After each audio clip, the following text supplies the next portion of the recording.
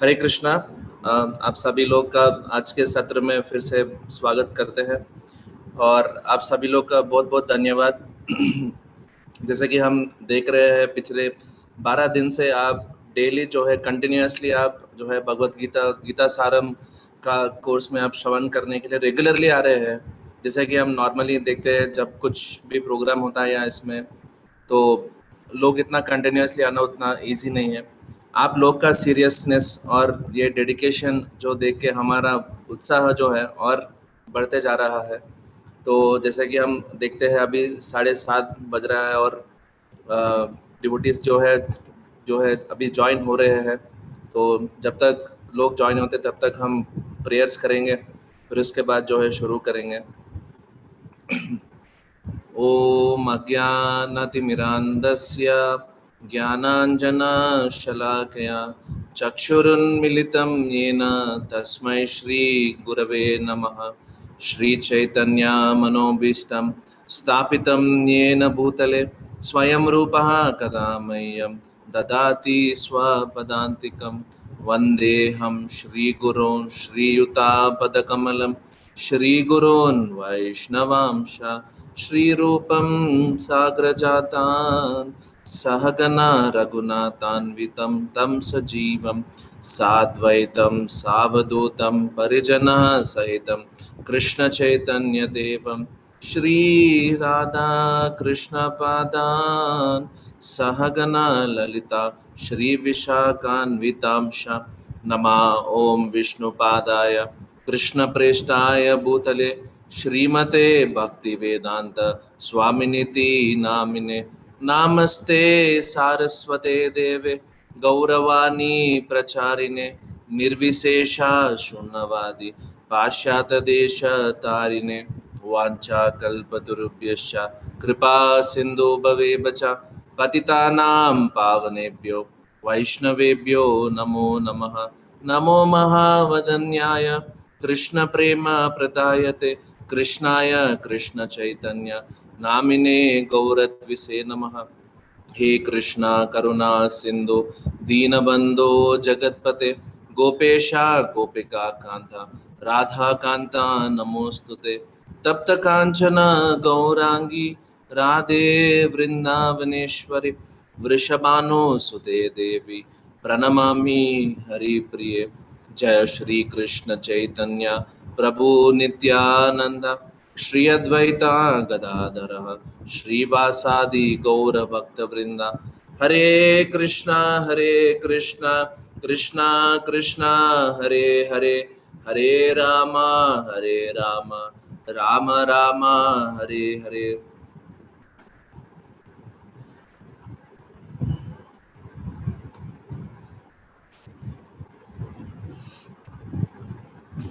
तो आप सभी लोग का जो है हम फिर से स्वागत करते हैं आज के सत्र में, जहाँ पे हम 13वें अध्याय के बारे में आज कुछ चर्चा करने की कोशिश करेंगे। तो जैसे कि हमारा दिन एवरीडे का जो प्रैक्टिस है कि हम जो पहले अध्याय है उसका जो रिवीजन करते हैं, तो आज एक 5 मिनट रिवीजन करने के लिए हम टाइम स्पेंड करेंगे। फिर हम जो है 13वें अध्याय में हम आज प्रवेश करेंगे। तो मैं आप सभी लोग से सुनना चाहता हूँ, आप चैट में डाल सकते हैं कि आपको क्या याद है और या आपको क्या अच्छा लगा कल के 12वां अध्याय में जो हम श्रवण करे थे। तो आप एक एक करके चैट में डाल सकते हैं और हम वहाँ से कुछ पॉइंट्स उठा के जो है रिवीजन करेंगे, फिर जो है हम शुरू करेंगे।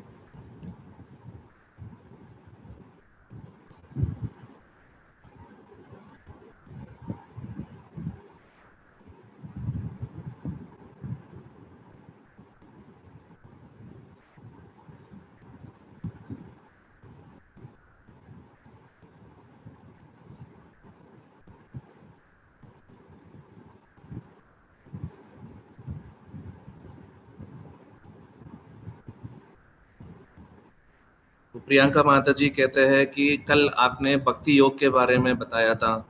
हाँ माता जी, सही है। भक्ति योग पूरा चैप्टर जो है वो भक्ति योग चैप्टर का शीर्ष ही था भक्ति योग। हमने पूरा भक्ति योग के बारे में डिस्कस किया था। सही है। और कुछ?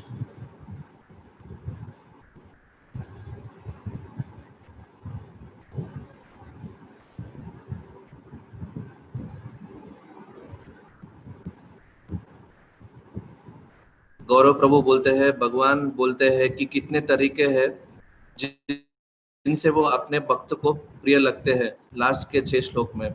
बहुत बहुत धन्यवाद प्रभु। हाँ, भगवान बोलते हैं कि हर एक श्लोक में जो है भगवान बोलते हैं कि ये ऐसा व्यक्ति जो है, ऐसा भक्त जिसमें ऐसे गुण है, ऐसे क्वालिटीज है, वो मेरे लिए बहुत प्रिय है। सही है। और प्रियंका माता जी फिर से बोलते हैं कि हमें किस प्रकार भक्ति करने चाहिए। जी हाँ, करेक्ट। लास्ट श्लोक में भगवान बोलते हैं कि हाँ, किस तरह से करना चाहिए और हम कैसे भक्ति के कारण भगवान के नजदीक जा सकते हैं। सही है। तो भगवान इसमें बताते हैं कि जैसे भक्ति के कारण नहीं, सिर्फ भक्ति एक ही है जिससे हम भगवान को प्राप्त कर सकते हैं बहुत आसानी से। सही है, ये भी सही है।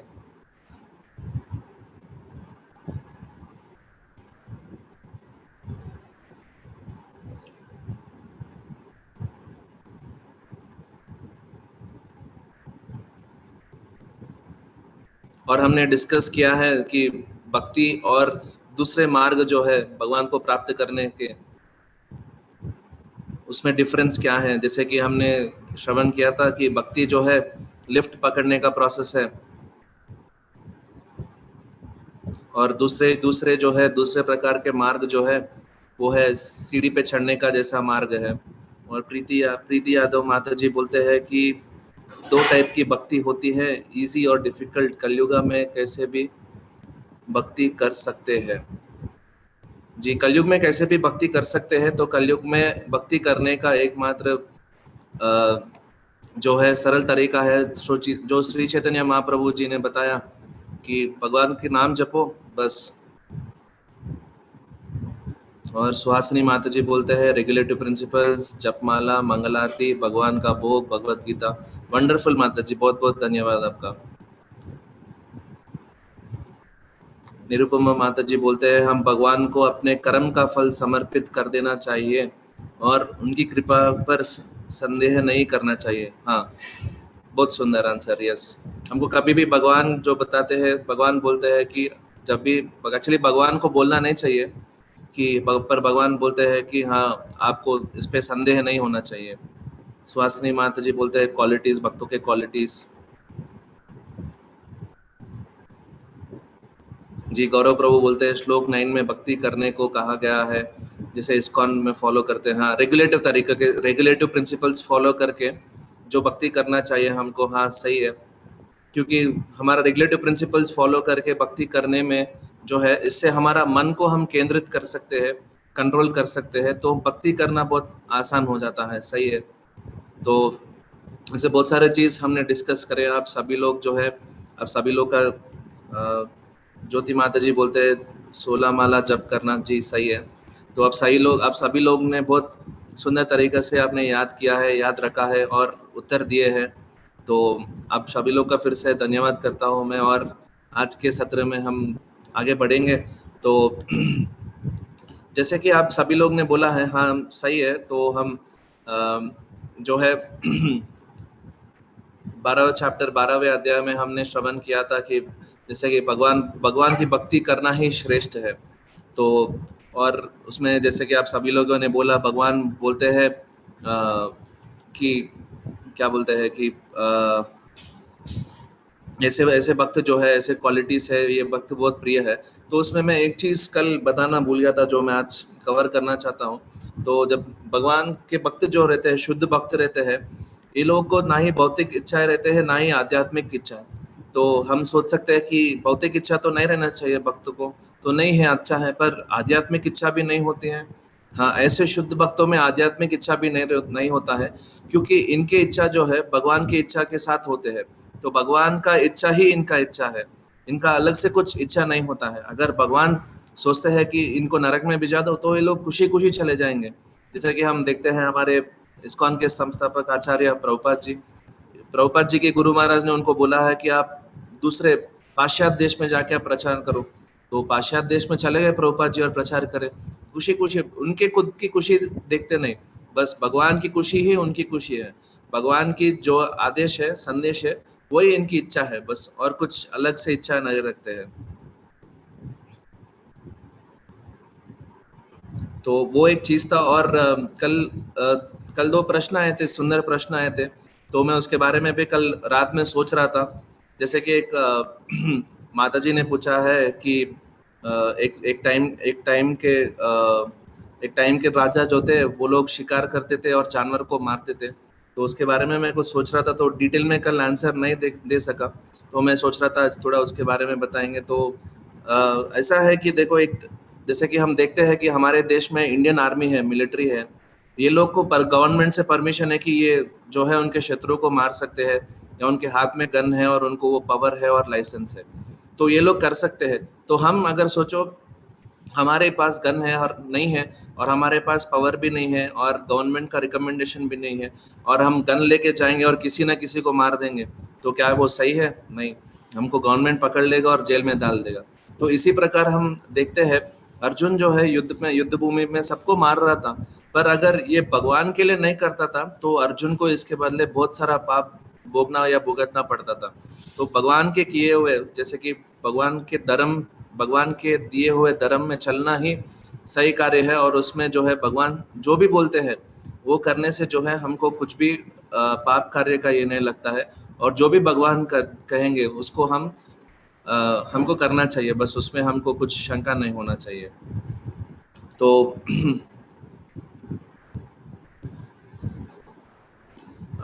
नरेश प्रभु प्रश्न पूछ रहे, प्रश्नोत्तर हम लास्ट में आखिर में करेंगे। हालांकि मैं आज बताना चाहता हूँ कि मेरे को कुछ और सर्विस है इसके बाद, ये क्लास के बाद, तो दूसरा क्लास का सर्विस है। तो आज हम जो है प्रश्नोत्तर का सेशन नहीं करेंगे क्लास के बाद। अगर देखते हैं कि 8:30 से पहले अगर हम आज का सत्र खत्म करेंगे, तो कितना भी टाइम है 8:30 तक, उसमें हम आज प्रश्नोत्तर करेंगे। नहीं तो आप एक काम, 2 काम कर सकते हैं। एक चीज़ जो है, आपको व्हाट्सएप के ग्रुप में प्रश्नोत्तर के लिए, प्रश्न के लिए एक फॉर्म आएगा, वो फॉर्म भरिए, और जो है हमारे प्रभु जो है उसमें रिप्लाई करेंगे और आपका उत्तर मिल जाएगा। नहीं तो अब कल के सत्र में जब हम मिलेंगे, तो आप फिर से ये प्रश्न जो है आज के अध्याय या आज के शीर्षक के बारे में आप जो है कल उसके प्रश्न पूछ सकते हैं।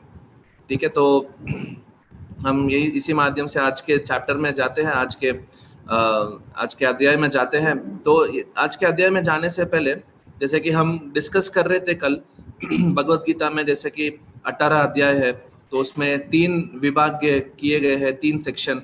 तो फर्स्ट चैप्टर टू 6 चैप्टर, 7 से लेके 12वां तक, और 13 से लेके 18 तक। तो आप सभी लोग के अटेंड होने के वजह से जो है हमने 2 सेक्शन जो है कवर कर लिए हैं भगवत गीता के। फर्स्ट सेक्शन जो है, फर्स्ट टू 6 चैप्टर्स, वो हमने कवर किए हैं, और 7 to 12 जो है हमने कल 12वां चैप्टर का, कल 12वां अध्याय का जो है हमने समाप्त किया है, और आज हम 13वें चैप्टर से शुरू कर रहे हैं। तो देखो, जैसे कि हम बोल रहे थे कि बीच के 6 चैप्टर बहुत ही इंपॉर्टेंट है, क्योंकि ये सिर्फ भक्ति से डील करते हैं। तो इसका हमारे प्रभुपाद जी बहुत सुंदर एग्जाम्पल बोलते हैं। जैसे कि हम ब्रेड जैम खाते हैं ना, ब्रेड और जैम, जैसे कि एक स्लाइस ब्रेड रहता है, फिर ऊपर एक स्लाइस ब्रेड रहता है, बीच में जाम रहता है जो बहुत ही मीठा रहता है। तो भगवत गीता के पहले 6 चैप्टर जो है वो नीचे के ब्रेड का स्लाइस के जैसा समान है, और जो बीच के 6, 7 से 12 तक, वो जैम के जैसे है, और उसके ऊपर जो है फिर से ब्रेड के जैसे है। तो पहले 6 चैप्टर में, फर्स्ट टू 6 चैप्टर में भगवान बोल रहे हैं कि कर्म से भक्ति कैसे की जाए। फिर 7 से लेकर 12वें अध्याय तक भगवान बोल रहे हैं सिर्फ भक्ति ही के बारे में, और 13 चैप्टर से 18, 13वां से लेके 18 तक भगवान बोल रहे हैं ज्ञान से भक्ति कैसा करना चाहिए। तो हम अगर देखते हैं तो भगवत गीता का सार यही है कि, जैसे कि हम ये आज हमारा सेशन का नाम ही गीता सारम है, तो भगवत गीता का सार ही है भक्ति। तो अगर भक्ति के अलावा भगवान इसमें कुछ और बता रहे ही नहीं, तो और हम ये जानना चाहिए कि हम भगवान हमको अलग अलग तरीके से भक्ति कैसे करना ये बता रहे हैं। इसीलिए क्योंकि हर एक व्यक्ति का नेचर डिफरेंट रहता है। जैसे कि एक बार प्रभुपाद जी को जो है एक व्यक्ति जो है प्रश्न पूछते हैं, बोलते हैं कि प्रभुपाद जी, अगर आप बोल रहे हो कि भगवान एक ही है, अगर कृष्ण ही परम भगवान है, तो इतने सारे अवतार क्यों हैं भगवान के? राम जी है, नरसिंह भगवान है, वराह देव है, वामन देव है, इत्यादि इत्यादि, और बहुत सारे अवतार, इतने अवतार क्यों हैं भगवान के? तो प्रभुपाद जी बहुत सुंदर तरीके से उत्तर देते हैं, बोलते हैं हाँ भगवान कृष्ण ही परम भगवान है, पर इतने सारे अवतार भगवान लेते हैं, बार बार जो है ये धरातल पर आते हैं, बस यही मकसद से, यही सोचते हैं भगवान की एक ना एक मेरा जो है इनकारनेशन है, मेरा अवतार है, इसके प्रति मेरा भक्त का जो है मन लग जाए और मेरे पास वापस आ जाए। तो भगवान का ये एकमात्र ही भगवान का सोच है कि भगवान सोचते हैं कि इतने सारे भगवान के जो अवतार है, भगवान सोचते हैं कि किसी ना किसी अवतार में जो है मेरा भक्त का मन जो है लग जाए और मेरे पास वापस आ जाए। तो इसीलिए जो है भगवान के इतने सारे अवतार होते हैं। तो इसलिए हमको जानना चाहिए कि जब भगवान के बारे में जब सुनते हैं, भगवान की करुणा, भगवान की दया के बारे में जब हम सुनते हैं, तो हम कितना बोल के सुन सकते हैं या कितना समझ सकते हैं? वो तो भगवान जैसे अनलिमिटेड है, तो भगवान के क्वालिटीज भी, उनके उनके गुण भी जो है अनलिमिटेड है। तो आज का चैप्टर जो है अध्याय 13वां, तो इसमें हम तीन चीज, आज का टाइटल, चैप्टर का टाइटल है प्रकृति, पुरुष तथा चेतना। तो इसमें जो है भगवान, इसमें 35 जो है 35 जो है श्लोक है, और इसमें भगवान जो है 6 चीज के बारे में हमको सीखने के लिए मिलेगा। पहला चीज है क्षेत्र, और दूसरा है क्षेत्रज्ञ, और तीसरा है ज्ञान, और चौथा है ज्ञेयम। ये ज्ञेयम होता है ज्ञान का लक्ष्य क्या है, वो है ज्ञेय है। और फिर पांचवा चीज जो हम ये चैप्टर में सीखेंगे वो है पुरुष, और छठवा जो है प्रकृति। तो ये चीज के बारे में जो है हम आज श्रवण करेंगे, और इसके बारे में कुछ डिटेल में हम जानने के प्रयास करेंगे। जैसे कि हम देखते हैं कि अगर 12वां चैप्टर अध्याय जो है, इसमें भगवान भक्ति के बारे में बोले, तो वहीं पे जो है खत्म होगी बात। प्रभु आप भी बोले, दीपिका माता जी बोल रहे हैं कि 6 चीज एक बार वापस बताइए। जी माता जी, पहला है क्षेत्र, और दूसरा है क्षेत्रज्ञ, फिर बाद में आता है ज्ञान, तीसरा, चौथा है ज्ञेयम, ज्ञेयम जो है ज्ञान का लक्ष्य है, और पांचवा जो है पुरुष के बारे में डिस्कस किया जाता है, और छठा जो है प्रकृति के बारे में। तो यहाँ पे ये 6 चीज हम जैसे कि डिस्कस कर रहे थे कि भगवान 12वें चैप्टर में बोल दिए कि भक्ति ही सब कुछ है, भक्ति ही करना चाहिए। तो वहाँ पे खत्म हो गए बात, और आगे पढ़ने के लिए क्या है, और 6 अध्याय क्यों है भगवत गीता में? ऐसा डाउट आता होगा ना किसी को? तो अगर ऐसा डाउट है तो उसका जवाब भगवान दे रहे हैं कि आगे के 6 चैप्टर जो है 13वां से लेके 18 तक, भगवान बता रहे हैं कि कैसे किसी को सावधान रह के, संभाल के, ध्यान से और ज्ञान प्राप्त करके भक्ति कैसे करना है। जैसे कि हम देखते हैं कि कोई बहुत क्या बोलते हैं, दृढ़ता से सोचता है कि मैं भक्ति करूंगा अभी से, आज से, पर कर नहीं सकता है। और दूसरे तरह के लोग होते हैं जो भक्ति करते करते सोचते हैं भक्ति करेंगे, पर उनका किसी ना किसी कारण के वजह से वो थोड़ा अलग हो जाते हैं। तो ऐसे चीज हमको सीखने के लिए मिलेगा, जैसे कि हमको भगवान चेतावनी दे रहे हैं, सावधानी दे रहे हैं, हमको समझा रहे हैं कि देखो, मैंने भक्ति के बारे में तो बोल दिया, पर ये सब चीज से आप सब लोग सावधान रहिए। जो हम अभी से जो 6 चैप्टर के बारे में हम श्रवण करेंगे, तो उसमें भगवान जो है ऐसे चीजों के बारे में हमको बताएंगे जो सुन के जो है हमारे भक्ति को हम अच्छी तरह संभाल सकते हैं। जो भक्ति शुरू नहीं की है, वो ये चीज समझ के भक्ति में अच्छा प्रयास जो है एंटर कर सकते हैं, और जो ऑलरेडी भक्ति कर रहे हैं उनके लिए और भी हेल्पफुल होगा ये 6 चैप्टर जो है भगवान यहाँ से हमको बता रहे हैं। तो हम पहली बात जो है क्षेत्र और क्षेत्रज्ञ, ये 2 चीज के बारे में जो है हम डिस्कस करेंगे। तो हम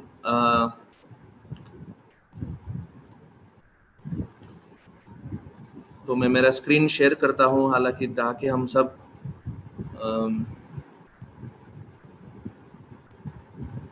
पढ़ सकते हैं।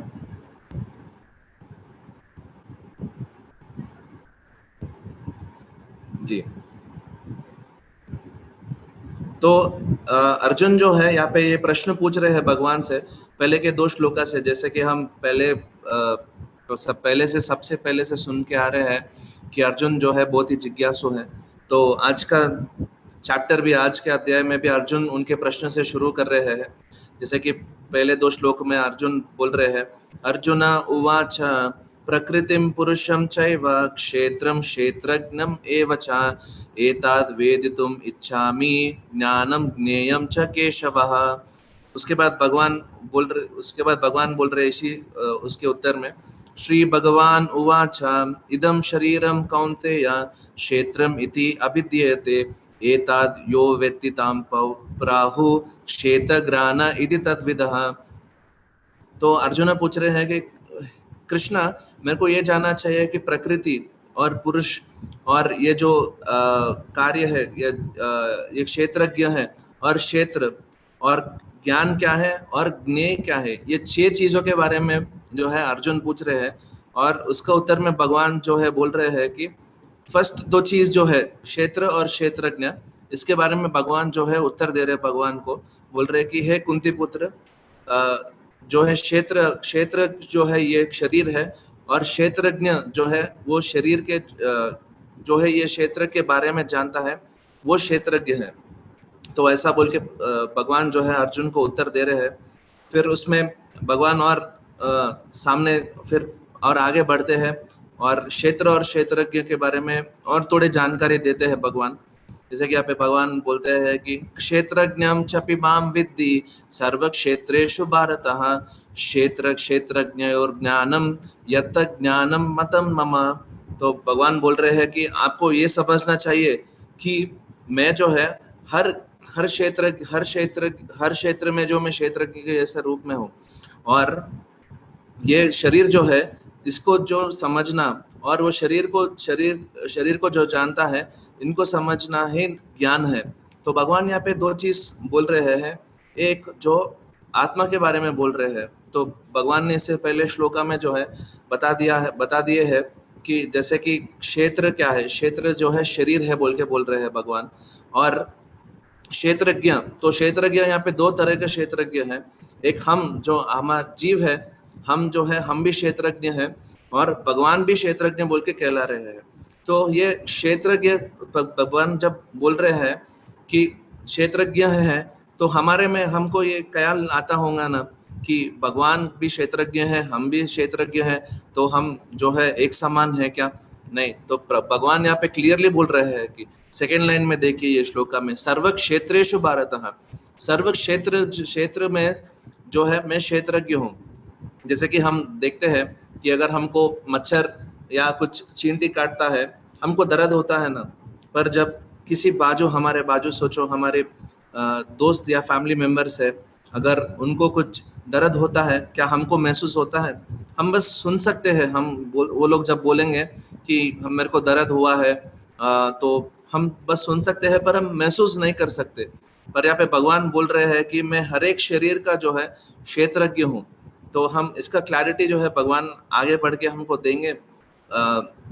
ये श्लोका में भगवान बोल रहे हैं 4th श्लोका में, तत्क्षेत्रम यच्छ यद्रच्छ यद विकारी यतश्च यद सचायो यद प्रभवश्च तत्समसेन में शृणु।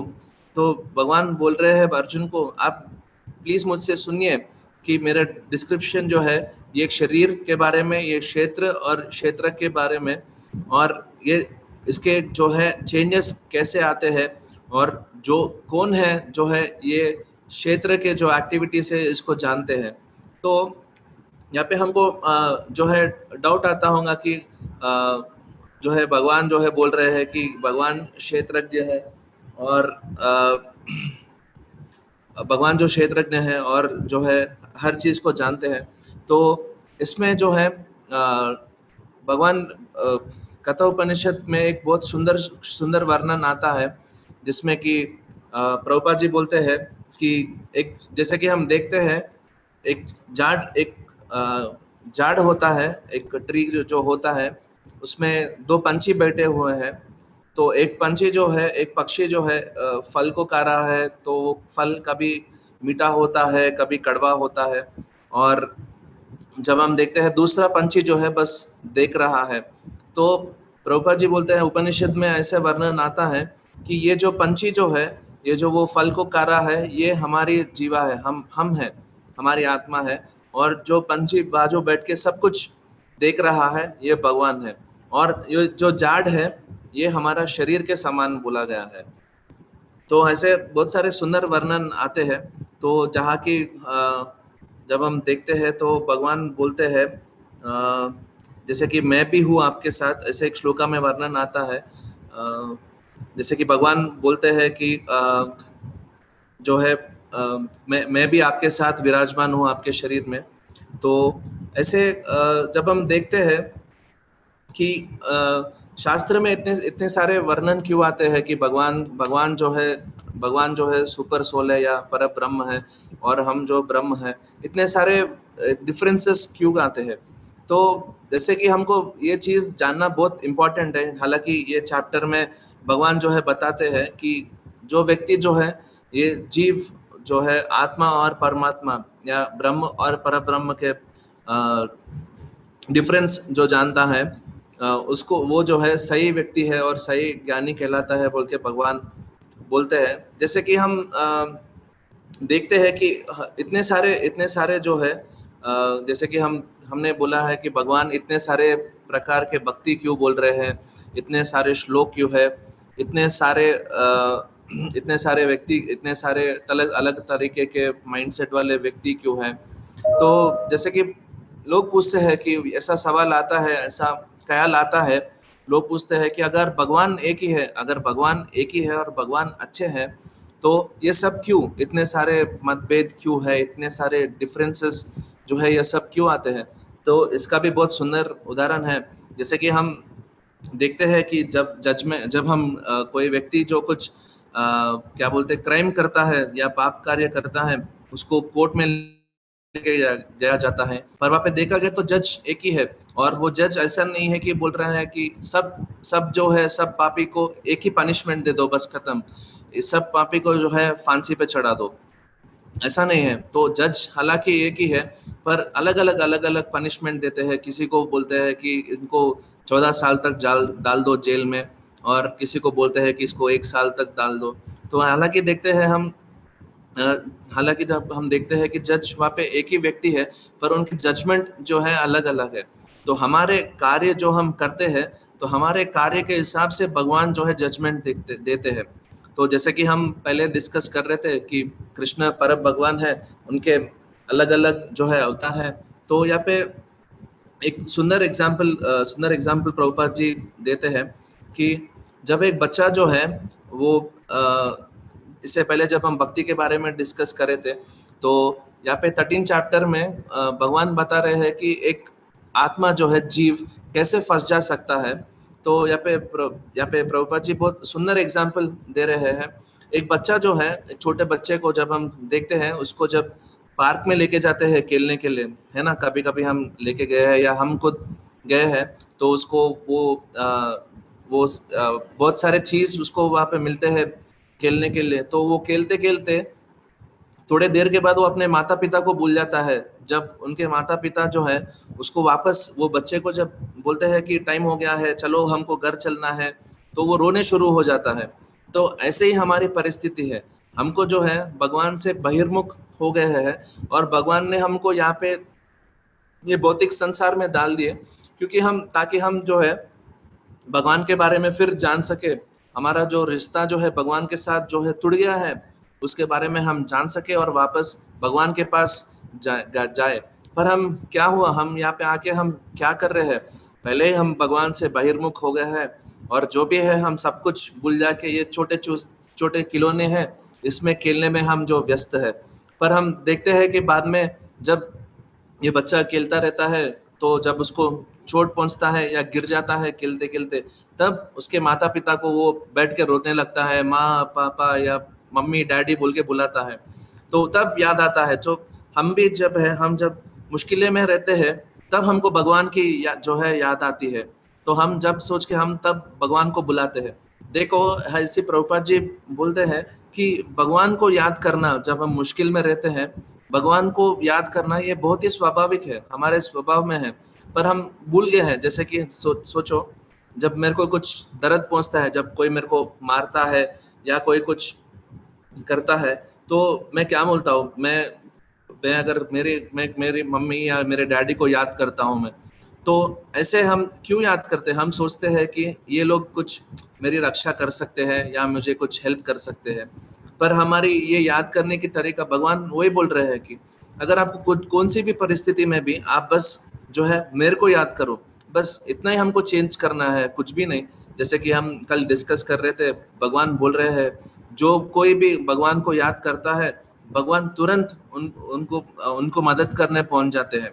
जैसे कि हम देखते हैं गजेंद्र जो है, गजेंद्र का जो पाव एक मगरमच्छ जो है पकड़ लेता है, और गजेंद्र एक जो है कमल का फूल उठाता है वो तालाब में से और भगवान को याद करता है, बस भगवान तुरंत तत्क्षण वहां पे पहुंच जाते हैं गजेंद्र को हेल्प करने के लिए।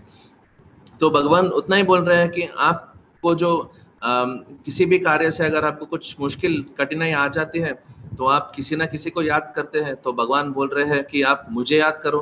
तो भगवान को याद करने का तरीका क्या है? बस भगवान का नाम जपो और भगवान को याद कर लेते हैं।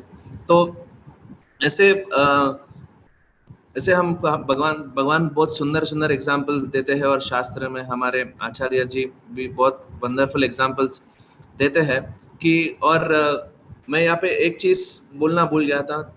थर्ड श्लोका में जब हम थर्ड श्लोक में जब हम डिस्कस कर रहे थे, इसमें भगवान जो है, भगवान के बारे में बोलते हैं कि भगवान किस तरीके से जो है हमारे हमारे साथ जो है विराजमान है। जैसे कि इसमें एक शब्द आता है कि क्षेत्रज्ञम छपि माम विद्धि। ये छपि माम विद्धि मतलब यहाँ पे इसका मतलब लिखा गया है, छ का मतलब है मैं भी, सर्टनली, छपी का सर्टनली मतलब मैं हूँ। तो जैसे कि इसमें मायावाद लोग जो है, मायावाद लोग बोलते हैं कि भगवान, और जैसे कि उनका कहने का मतलब वही रहता है कि भगवान जो है आत्मा है और परमात्मा दोनों एक ही है। पर यहाँ पे भगवान जो है बोल रहे हैं कि च अपि, मैं भी हूँ आपके साथ। अगर कोई बोल रहा है कि मैं भी हूँ, जैसे कि हम जब किसी को बुलाते हैं या फोन करते हैं, तो आपके साथ घर में कौन है, तो हम बोलते हैं मेरे साथ मेरे पत्नी है, या मेरे पिता है, मेरे माता है। तो यहाँ पे भगवान बोल रहे हैं कि मैं भी हूँ। इसका मतलब है हम, हमारी आत्मा है, और हमारे आत्मा के साथ परमात्मा भी है, भगवान भी है। तो हमको ऐसे कोई भी अगर देखो, इसीलिए भगवत गीता जो है हमको क्लियर जो है सब कुछ दे देता है एग्जाम्पल्स के साथ, जिसके तरीके से हम जो है हम बहुत इजीली समझ सकते हैं। तो इसमें हम जब आगे बढ़ते हैं तो भगवान बताते हैं कि किस तरीके से जो है यहाँ पे एक जीव जो है फंस जाता है ये संसार में। तो भगवान बोलते हैं कि उसके मन के वजह से जो है, मन जो है, बुद्धि, मन बुद्धि अहंकार, ये हमारा सूक्ष्म शरीर जो है, इसमें बुद्धि का कार्य है कि मन मन को जो है डायरेक्ट करना है। पर जब ये भौतिक संसार में जो है मन मन का प्रभाव बहुत ज्यादा रहता है, तो मन क्या करता है, मन जो है कंट्रोल ले लेता है बुद्धि का, और बुद्धि को बोलने लगता है। जैसे कि हम देखते हैं, हम जब रोड पे जाते रहते हैं, इधर उधर देखते हैं, हालांकि ये सिनेमा के पोस्टर या एडवर्टाइजमेंट्स ये सब देखते हैं, ये मन जो है हमारे आंख के द्वारा जो है फोटो लेके माइंड, हमारे मन में जो है हमारे मन में जो है उसकी ये रख लेता है, स्टोरेज कर लेता है। और क्या करता है, वो इनपुट देते रहता है धीरे धीरे हमारी बुद्धि को। बोलता है कि मैंने यहाँ पे ना ये रेस्टोरेंट का ऐड देखा है, यहाँ पे जाएंगे, मैंने यहाँ पे ये सिनेमा का पोस्टर देखा है, ये सिनेमा को जाएंगे, यहाँ पे मैंने ये टीवी का या ये कुछ सामान का मैंने ऐड देखा है, ये खरीदेंगे। तो ऐसा बोल के जो है मन जो है हमारे बुद्धि को वीक कर देता है और उस पर हावी हो जाता है। तो हालांकि कल हम डिस्कस कर रहे थे कि भगवान कल सिर्फ 12वें अध्याय में नहीं, पर हर एक अध्याय में जो है भगवान बोलते हैं कि आपका मन से मेरा चिंतन करो, और बुद्धि से जो है शास्त्र का जो है पठन करो, शास्त्र पढ़ो, और जो है मेरे बारे में आप श्रवण करो। तो ऐसा भगवान बोल रहे हैं, क्योंकि हमारी बुद्धि जो है तब बलवान हो जाएगा, तब वापस जाके वो मन को कंट्रोल कर सकता है। तो हमारे हमारी बुद्धि जो है इसको फिर से वापस सही दिशा में लाने का एक एक मार्ग जो है वो है भगवान के दिए हुए शास्त्र को पढ़ना। तो यहाँ पे जो है हमको हमको जैसे हमको बहुत सावधानी से जो है रहना चाहिए। जैसे कि हम जैसे कि हमको बहुत कॉमनली सुनने में आता है ये चीज़, बोलते हैं कि जैसा अन्न वैसा मन। तो ऐसा इसीलिए बोलते हैं कि जो भी जैसा इनपुट जाएगा वैसा आउटपुट आएगा। तो इसीलिए जो है हम रिकमेंड करते हैं, हम सबसे विनती करते हैं कि आप प्रसाद लो, क्योंकि प्रसाद लेने से जो है हमको दो चीज़ होती है, जो है तीन चीज़ होती है। एक है जो हमारे को खाने से हमको जो है शक्ति मिलती है, तो जब हम प्रसाद पाते हैं वो शक्ति तो वैसे ही मिलती है। और दूसरा जो है हमारा मन शुद्ध होता है, क्योंकि जब भगवान को हम भोग लगा के खाते हैं, तो जैसे कि हमको सेकंड चैप्टर में सुनने में आता है, भगवान बोलते हैं मेरे को भोग लगाए बिना जो कोई व्यक्ति खाता है वो सिर्फ पाप ही खा रहा है। तो वो चीज़ से हमारा मन शुद्ध हो जाता है। तीसरा, जब भगवान के प्रसाद जब हम लेते हैं, हमारी बुद्धि जो है, हमारी बुद्धि को भगवान जो है बढ़ाते हैं, बुद्धि को स्ट्रेंथ देते हैं भगवान प्रसाद रूप में। तो ये तीन कार्य होते हैं प्रसाद लेने के वजह से। और जब हम ये चीज़ प्रसाद जब हम रेगुलरली लेते जाएंगे, तो हमारे ये तीन चीज़ जो है हमारे धीरे धीरे जो है प्यूरिफाई होंगे, और हम इजीली जो है भगवान की भक्ति कर सकते हैं और भगवान के बारे में समझ सकते हैं और सुन सकते हैं। तो हम जब इससे इससे पहले जब हम डिस्कस कर रहे थे, तो भगवान यहाँ पे 6 और 7 श्लोक में जो है आत्मा जो है कौन कौन से तरीके से, कौन कौन से चेंजेस में से जाते रहता है। तो उसमें भगवान बता रहे हैं, महाभूतानि अहंकारो बुद्धिर अव्यक्तम एवचा इंद्रियानि इंद्रियाणि दशैकं च पंचचेन्द्रिय गोचरः इच्छा द्वेष सुखम दुःखम संगतश्चेतना धृति एतत् क्षेत्रम समासेन साविकारम उदर्थम। तो भगवान यहाँ पे बोल रहे हैं कि पांच महाभूत होते हैं, जो है कि भूमि आपो अनलो वायु, जो है धरती है, हवा है, पानी है, आग है और आकाश है। और उसके बाद भगवान बोलते हैं कि मिथ्या अहंकार है और बुद्धि है, और फिर 10 इंद्रिया के बारे में बोल रहे हैं, और फिर मन के बारे में। तो ये सब भगवान बोल रहे हैं कि ये सब बोलने का मतलब क्या है। फिर उसके बाद बोल रहे हैं भगवान कि ये सब जो है ये सब सिम्टम्स जो है, ये सब एक आत्मा का रहने का सिम्टम्स है और शरीर में होते हैं। और भगवान बोल रहे हैं कि ये समरी में, ये संक्षेप में, ये फील्ड ऑफ एक्टिविटीज है, जैसे कि चीज़ हम करते हैं, ये संक्षेप में है। तो यहाँ पे जो है जीव के 5 प्रकार के स्टेजेस होते हैं। तो उसमें पहला स्टेज है जहाँ की उसको बोला गया है कि अन्नमय स्टेज। अन्नमय स्टेज जैसे कि हम देखते हैं कि अन्नमय स्टेज जो रहता है, उसमें जब हम देखते हैं छोटे बच्चे रहते हैं, बस वो अपने माँ का दूध पीते हैं, उनका पेट भर जाता है और सो जाते हैं। बस उनका वही जो है लक्ष्य है। और उसके बाद जो आता है, थोड़ा पढ़ने के बाद प्राणमय के स्टेज में आते हैं, जहाँ कि हम देखते हैं कि उनका प्राण जो है, उनका शरीर जो है उनको बहुत प्रिय रहता है, और वो लोग हमेशा सोचते रहते हैं कि मैं ये शरीर की रक्षा कैसे कर सकूं। फिर उसके बाद ज्ञानमय स्टेज आता है, और यहाँ पे व्यक्ति सोचता है कि मन के रिलेटेड कार्य करने के लिए, जब वो मन के रिलेटेड कार्य करने के लिए बहुत ही उत्सुक रहता है। और उसके बाद आता है विज्ञानमय जो स्टेज आता है।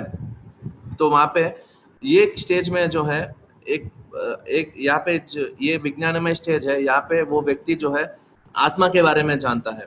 और लास्ट स्टेज जो है इसमें, ये आनंदमय स्टेज है। ये आनंदमय स्टेज में ये हाईएस्ट है, क्योंकि ये यहाँ पे जैसे कि हमने पढ़ा है, ये आनंदमय स्टेज है, ये आनंद देने वाला स्टेज है।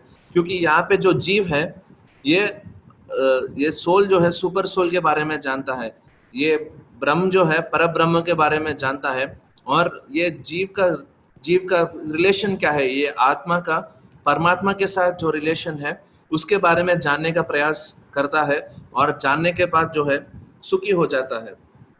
तो हम ये पहले के 7 श्लोकों में जो है भगवान ये बता रहे हैं। और उसके बाद जो है भगवान ज्ञान क्या है बोल रहे हैं 8वां से लेके 12वां श्लोक तक। ये 5 श्लोक जो है बहुत ही वंडरफुल है और बहुत ही ब्यूटीफुल श्लोक है। जैसे कि हम पढ़ेंगे तब हमको पता चलेगा। तो भगवान बोल रहे हैं 8 से 12 में लेके, अमानित्वम अडम्बित्वम अहिंसा क्षांतिरार्जवम आचार्योपासनम शौचम स्थैर्यम आत्मविनिग्रहः इंद्रियार्थेषु वैराग्यम अहंकार एव च जन्म मृत्यु जरा व्याधि दुःख दोषानुदर्शनम आशक्तिर अनाभिस्वंगः पुत्रधारा गृहादिषु नित्यं च समचित्तात्वम् इष्टानि तो पटिषु मयि चनन्ययोगेन भक्तिर् अव्यभिचारिणी विविक्त्य देश सेवित्वम् आर्तिर्ज्ञान संसिद्धि अध्यात्म ज्ञान नित्यत्वं तत्वज्ञानार्थ दर्शनम एतज्ञानम इति प्रोक्तम अज्ञानम यद अतो अन्यतः। तो यहाँ पे भगवान जो है बहुत सुंदर तरीके से यहाँ पे बता रहे हैं कि ज्ञान क्या है। तो यहाँ पे 20 आइटम जो है भगवान यहाँ पे बता रहे हैं।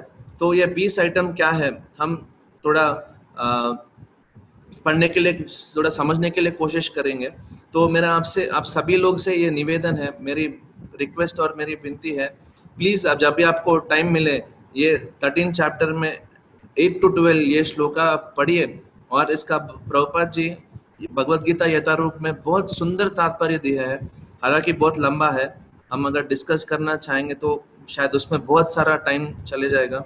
तो प्लीज मेरा आपसे रिक्वेस्ट है कि आप जब भी आपको टाइम मिले, शायद आज क्लास के बाद, या अगर आज क्लास के बाद टाइम नहीं है तो कल, आप कभी भी आपको टाइम मिले प्लीज थोड़ा टाइम निकाल के आप ये यहाँ पे भगवान जो बता रहे हैं और प्रभुपाद जो है लिख रहे हैं, प्लीज आप इसे पढ़िए। तो यहाँ पे भगवान बताना क्या चाह रहे हैं, ये 20 आइटम जो है ज्ञान के, ये क्या है।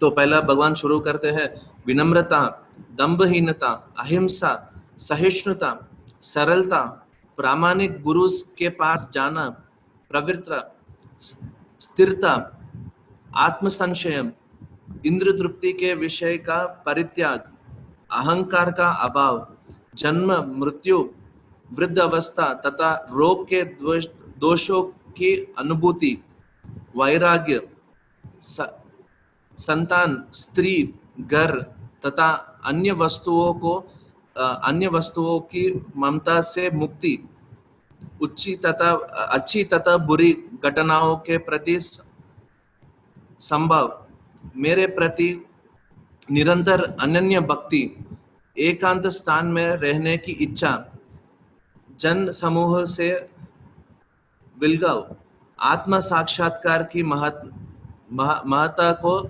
स्वीकारना तथा परम सत्य की दार्शनिक खोज, इन सबको मैं ज्ञान घोषित करता हूँ। और इनके अतिरिक्त जो भी है वो सब अज्ञान है। देखो यहाँ पे सिंपल, हम जब ज्ञान के बारे में हम जब सुनना चाहते हैं, क्या ज्ञान क्या है समझना चाहते हैं, भगवान बहुत सिंपल तरीके में ये 5 श्लोक में बोल दिए कि ज्ञान क्या है। जैसे कि मैं पहले बता रहा था कि जब भी आपको टाइम मिले प्लीज आप ये श्लोक जो है हम पढ़ सकते हैं और इसका तात्पर्य जो है हम समझ सकते हैं, पढ़ सकते हैं। तो हमको बहुत, प्रभुपाद जी ने, मैं जैसे बोला, प्रभुपाद जी ने बहुत सुंदर तरीके से इसका तात्पर्य दिया हुआ है। तो हम सोचते हैं कि भगवान यहाँ पे ज्ञान के बारे में बोल रहे हैं, ये 20 आइटम जो है ये ज्ञान के बारे में प्रभुपाद जी जो है बोल रहे हैं। तो ये ज्ञान के लक्ष्य क्या है, तो उसके बाद में बहुत ही सिंपल चीज में भगवान बोल रहे हैं कि नियम जो है, ये ज्ञान का जो है लक्ष्य है, जो फाइनल एंड रिजल्ट है, वो है भगवान को जानना, बस, और कुछ भी नहीं है। तो हम सोचेंगे कि ये सब के वजह से हम कैसे भगवान को जान सकते हैं, जब आप पढ़ेंगे, जब आप समझेंगे तो आपको आसानी से समझ में आ जाएगा कि ये सब क्वालिटीज जो है, ये सब ज्ञान का जो है, ये ज्ञान के विषय में भगवान जो 20 आइटम बोले हैं, ये सब जैसे हमको भगवान के करीब हमको लेके जाएंगे। तो 13 श्लोका में जो है भगवान 13 से लेके जो है 19वें श्लोका तक भगवान जो है आत्मा और परमात्मा के बारे में जो है वर्णन करते हैं। जैसे कि हम पढ़ेंगे और थोड़ा जानने की कोशिश करेंगे। 13वां श्लोका में भगवान जो है बोल रहे हैं, ज्ञेयं यत्तत् प्रवक्ष्यामि यज्ञात्वार्थम अश्नुते अनादिमत् परम ब्रह्मा नासत् तन्नसत् उच्यते। तो भगवान बोल रहे हैं कि मैं अभी आपको जो है जिस चीज के बारे में तुम जानना चाह रहे हो उसके बारे में बोलूंगा, और इसके बारे में जो है सुनने के बाद आपको जो है आध्यात्मिक की इसमें आपको रुचि आ जाएगी, आपको समझ में आ जाएगी। और भगवान बोल रहे हैं कि ये जो ब्रह्मन है इसका जो ना ही शुरुआत है ना ही इसका ना ही शुरुआत है, जैसे कि ना ही इसका अंत है। जैसे कि हमने कल डिस्कस कर रहे हैं, जैसे कि आत्मा और परमात्मा में क्वालिटीज जो है सब सेम है, पर क्वांटिटी में भगवान जो है भगवान विभु है और अब अनु है। तो और उसके बाद भगवान बोलते हैं 14 श्लोका में, सर्वत्व पानी पादम तत् सर्वतो अक्षिशिरो मुखम सर्वातः श्रुतिमल्लोके सर्वम अवर्त्य तिष्ठति। यहाँ पे ये भगवान के बारे में डिस्कशन है, भगवान उनके बारे में बोल रहे हैं, भगवान बोल रहे हैं खुद के बारे में कि हर जगह उनके हाथ है, उनके पाँव है और उनके आंख है, उनके सर है और उनके मुंह है और उनके कान जो है हर जगह है। तो इस तरीके से जो परमात्मा है हर जगह में है और हर स्थिति में है।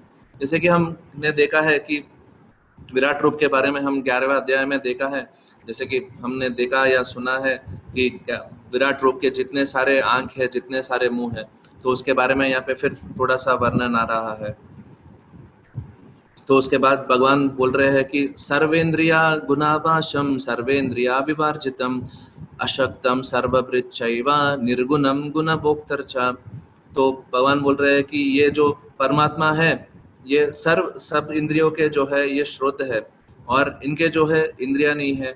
तो यहाँ पे एक चीज समझना बहुत इंपॉर्टेंट है, जब भगवान यहाँ पे बोल रहे हैं कि उनके ही इज विदाउट सेंसेस, मतलब वो इंद्रिया नहीं है, तो इसका मतलब ये है कि उनके भौतिक इंद्रिय नहीं है। जैसे कि हम कभी डिस्कस करते हैं तो ऐसा टॉपिक आता है कि भगवान हम में जो है ये भगवान के बारे में जो निर्विशेष का जो थॉट है ये बहुत हमारे दिमाग में स्ट्रांग बढ़ जाता है। तो हम जब भी भगवान के बारे में सोचने की कोशिश करते हैं तो हम बस यही सोचते हैं कि भगवान, हाँ भगवान के आकार नहीं है, भगवान के हाथ पाँव नहीं है। नहीं नहीं, ऐसा मतलब नहीं है। ऐसा मतलब है, भगवान बोल रहे हैं कि भगवान के जो है भौतिक हाथ नहीं है, भौतिक पाँव नहीं है, जैसे कि भगवान के भौतिक आंख नहीं है। तो इसका ये मतलब है। तो 19वें श्लोक में भगवान ये आत्मा और परमात्मा के बारे में डिस्कस करने के बाद हम जैसे पहले डिस्कस कर रहे थे यहाँ पे कि पुरुष और प्रकृति के बारे में जो है बाकी का चैप्टर है। यहाँ पे सिंपल डेफिनेशन जो है प्रभुपाद जी देते हैं, पुरुष और प्रकृति के बीच में अंतर यही है। पुरुष का अर्थ होता है कि जो कोई एंजॉयमेंट लेने वाला है, और प्रकृति जो है पुरुष को जो है एंजॉयमेंट देने वाला। जैसे कि हम प्रभुपाद जी बहुत सुंदर एग्जाम्पल देते हैं, ये संसार में हम देखते हैं कि पति और पत्नी होते हैं, तो इसमें पति जो है पुरुष होते हैं और पत्नी जो है प्रकृति होती है। पर हम सोचते हैं कि अगर हम पुरुष हैं और भगवान भी यहाँ पे बोल रहे हैं कि भगवान भी पुरुष है, तो दोनों में सेम है। नहीं, दोनों में है अंतर। क्या है? हम अगर पुरुष हैं तो भगवान क्या है? पुरुषोत्तम है। तो इतना अंतर है भगवान और हम में। सारे पुरुष के उत्तम है, उत्तम पुरुष है भगवान, तो इसीलिए इनका नाम पुरुषोत्तम है। तो हालांकि हम देखते हैं कि भगवान अकेले पुरुष है और बाकी सब प्रकृति है। जैसे कि राधा रानी, श्रीमती राधा रानी जो है, राधा रानी भी प्रकृति है। पर प्रकृति का मतलब होता है शक्ति। दूसरा अर्थ होता है प्रकृति का जो है शक्ति। तो राधा रानी जो है भगवान की अंतरंग शक्ति है, और दुर्गा जी जो है वो भी भगवान की शक्ति है और प्रकृति है।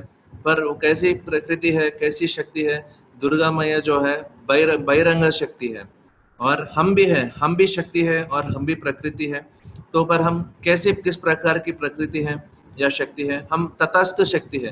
तो तटस्थ शक्ति का मतलब है कि जैसे कि हमको सुनने में आता है, हम जब समुद्र की और हम सब ने कभी ना कभी समुद्र के पास गए होंगे ना, तो समुद्र के तट पर जो बोलते हैं, तट का मतलब क्या है? वो ना ही समुद्र है ना ही क्या बोलते हैं लैंड है, क्योंकि जब पानी आता है ये तट पे तो वो गीला हो जाता है और जब पानी नहीं है वो नॉर्मल जो धरती है, भूमि है, वैसा सूखा रहता है। तो हम जो है, हमारा सिचुएशन जो है ऐसा है, हम तटस्थ है। हम कभी जो है स्पिरिचुअल एनर्जी में चले जाते हैं, कभी हम मटेरियल एनर्जी में आ जाते हैं, कभी हम बीच में आ जाते हैं। तो हम बीच में रहने के वजह से जो है हमको तटस्थ शक्ति बोल के कहा गया है। और यहाँ पे हम देखे, जैसे कि हम पति और पत्नी का एग्जाम्पल दे रहे थे और बोल रहे हैं कि भगवान ही जो पुरुष है और हम सब प्रकृति है। देखो सिंपल सी चीज है, जब एक पत्नी जो है अपनी पति की सेवा करती है तो उसमें क्या होता है, जैसे कि हम देखते हैं कि पति जो है बाहर काम करने चले जाते हैं, तो पति पत्नी जो है घर में रहती है और प्रसाद बनाती है और जो है उनके कपड़े धोती है और इत्यादि इत्यादि सेवा करती है। जब उनके पति वापस आते हैं तो देखते हैं, अरे मेरे लिए इतना अच्छा गरम गरम प्रसाद बना हुआ है और कल के मेरे को ऑफिस जाने के लिए जो है कपड़े भी मेरे लिए रेडी है और मेरे लिए ये सब अरेंज कर दिए गए हैं। तो जो है ये खुश हो जाते हैं, पति जो है खुश हो जाते हैं और ये पति की खुशी देख के पत्नी भी खुश हो जाती है कि नहीं? हम देखते हैं कि दोनों खुश हो जाते हैं। तो जब हम प्रकृति होने के नाते जब हम भगवान की सेवा करते हैं तो ऐसा नहीं है कि सिर्फ भगवान खुश होते हैं। ऐसे गोलोक में बताया गया है कि वैकुंठ में, गोलोक में डिवोटीज जो है भगवान की सेवा करके इतने खुश हो जाते हैं, भगवान इनकी खुशी को देख के इनसे ज्यादा खुश हो जाते हैं और भगवान की खुशी देख के ये भक्त लोग की खुशी और भी बढ़ जाती है। तो वहाँ पे ये खुशी का जो एक सीमा नहीं है, वो हमेशा बढ़ते रहता है, बढ़ते रहता है। जैसे कि चैतन्य शिक्षाष्टकम में आता है, आनंदाम बुद्धिवर्धनम। ये आनंद जो है ये हमेशा बढ़ते जाता है, बढ़ते जाता है। और हालांकि हम यहाँ पे भौतिक दुनिया में देखते हैं कि हमारा सुख जो है वो कम होते रहता है, वो कम होते रहता है और दुख जो है बढ़ते रहता है। तो ये डिफरेंस है। तो हम सोच सकते हैं कि हम पुरुष हैं, यहाँ पे हमारे को ऐसा शरीर मिला है तो हम भगवान का नकल कर रहे हैं, तो हम कुछ ऐसा हम सोच नहीं सकते। हमको ये जानकारी कैसे मिले कि हम भी प्रकृति है?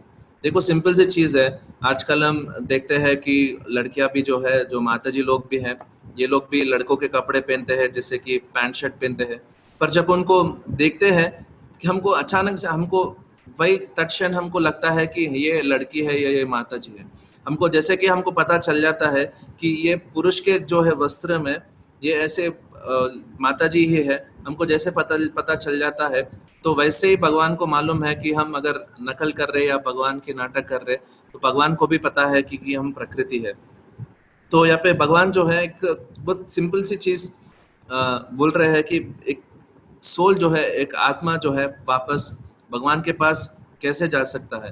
तो भगवान बोल रहे हैं कि ये जो आत्मा है, ये जीव है, ये अगर ये भौतिक संसार में जो है 3 गुण है, जिसके बारे में हम कल डिस्कस करेंगे। एक हमारा कल का शीर्षक में, कल के गीता सारम क्लास में हम डिस्कस करेंगे 3 गुण के बारे में। ये 3 गुण में अगर ये आत्मा जो है इसमें कार्य नहीं करने के वजह से अगर मेरे लिए काम कार्य करेगा तो भगवत धाम वापस आ जाएगा बोल के भगवान बोल रहे हैं।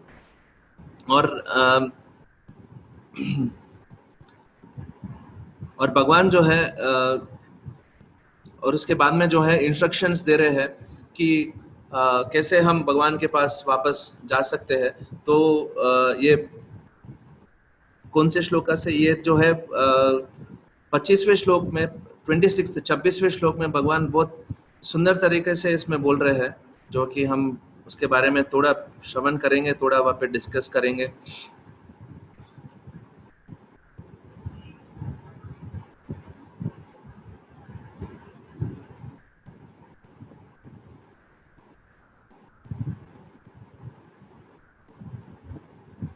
तो यहाँ पे 26 श्लोक में भगवान बोल रहे हैं, अन्यत्व एवं अजानतः श्रुतवन्येभ्य उपासते हैं ते अपि चित्यार्थन्ति एव मृत्युम श्रुति परायणः। तो यहाँ पे ये वर्ड जो है बहुत ही इंपॉर्टेंट है, श्रुति पारायणः। तो श्रुति पारायणः का मतलब है जो कोई सुनने के लिए उत्साहित है। जैसा कि इसका मतलब क्या है कि जो कोई सुनने का मतलब ऐसे सुनना नहीं है। सुनने का मतलब जो भगवान के बारे में सुनना चाहते हैं। जैसे कि आप सभी लोग हैं, तो आप सभी लोग ये कैटेगरी में आते हैं। कौन से कैटेगरी में? श्रुति पारायणः। जो भगवान के बारे में सुनने के लिए इच्छुक है। जैसे कि हम देखते हैं कि भगवान के बारे में हमको क्यों सुनना है। जैसे कि भगवत गीता यथारूप है, भगवत गीता है, उसमें भगवान श्लोक बोल दिए हैं, बस वो पढ़ने चाहिए। नहीं, इतना सिंपल नहीं है हमको समझना। इसीलिए हमको क्या है, ऐसे एक शुद्ध भक्त, प्रभुपाद जी जैसे शुद्ध भक्त जो भगवत गीता यथारूप दिए है, उसको पढ़ना चाहिए और उसमें से समझना चाहिए और उनसे सुनना चाहिए, क्योंकि वो बहुत इजी हो जाता है। जैसे कि हम देखते हैं जब हम स्कूल को गए हैं तो हमारे पास तो टेक्स्ट बुक्स थे। ऐसा है हुआ है क्या कि हम टेक्स्ट बुक्स पढ़ के हम स्कूल के टॉपर या एग्जाम्स पास हो गए? नहीं, हमारे पास टेक्स्ट बुक है और हम स्कूल में जाते थे, टीचर हमको पढ़ाती थी, फिर हमको समझ में आता था, है कि नहीं? ये प्रोसेस है।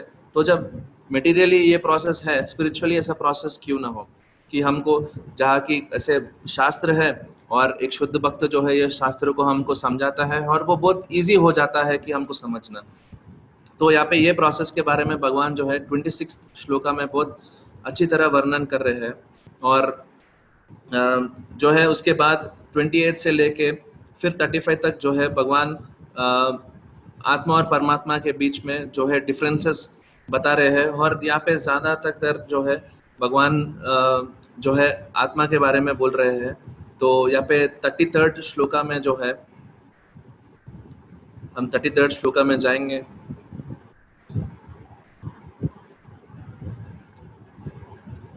तो यहाँ पे भगवान बोल रहे हैं, यत सर्वगतम सौक्ष्मात् अक्षम नोपलिप्यते सर्वत्र वसितो देहे ततात्म नोपलिप्यते।